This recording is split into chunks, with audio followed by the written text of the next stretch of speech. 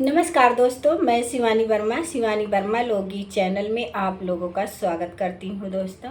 और आज मैं लेकर आई हूँ आप लोगों के बीच में एक प्यारा सा नकटा गीत है। तो ये पति पत्नी का नोक झोंक वाला नकटा गीत है।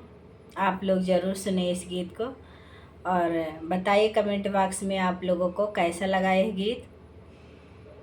तो आइए सुने ये प्यारा सा नकटा गीत।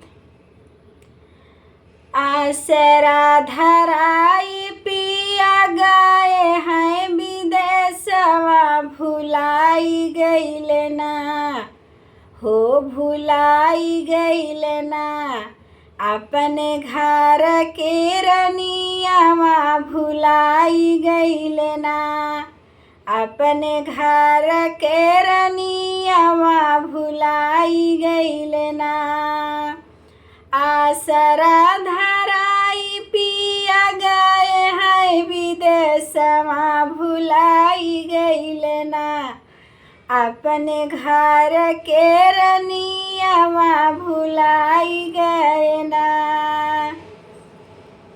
वही रे विदेशवा में मालिया के बिटियावा, लो भाई गईल ना। पिया लो भाई गईल ना। ओही मालिया बिटियावा, लो भाई गईल ना।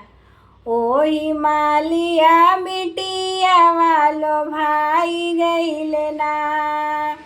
आसरा धराई पिया गए हैं विदेशवा, भुलाई गईल ना। अपने घर के तिरियावा, भुलाई गईल ना। अपने घर के तिरियावा, भुलाई गईल ना। ओही रे विदेशवा महारा के बिटियावा, पिया लो भाई गईल ना। ओही महारा बिटियावा, लो भाई गईल ना।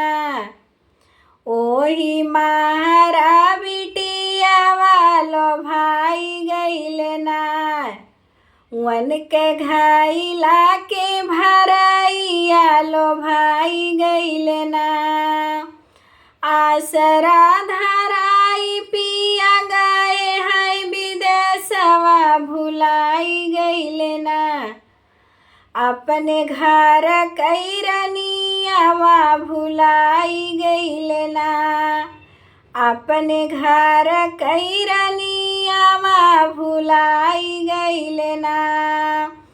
ओही रे विदेशवा में हलवाइया के बिटियावा, लो भाई गईल ना।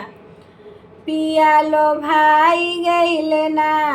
ओही हलवाइया बिटियावा, पिया लो भाई गईल ना। ओही हलवाइया बिटियावा, लो भाई गईल ना। वन के हाथे कै जवानवा, लो भाई गईल ना। आसरा धराई पिया गए हैं विदेशवा, भुलाई गईल ना। अपने घर के रनियावा, भुलाई गईल ना। अपने घर के रनियावा, भुलाई गईल ना। ओही रे विदेशवा में मिली गई सवतिया, लो भाई गईल ना। पिया लो भाई गईल ना। वन के तिरछी नजरिया, पिया लो भाई गईल ना। वन के तिरछी नजरिया, पिया लो भाई गईल ना। ओही रे विदेशवा में मिली गई सवतिया, लो भाई गईल ना। कि पिया लो भाई गईल ना। वन के तिरछी नजरिया, लो भाई गईल ना। आसरा धराई पिया गए देशवा भुलाई गईले ना, अपने घर कैरनियावा भुलाई गईले ना, अपने घर कैरनियावा भुलाई गईले ना।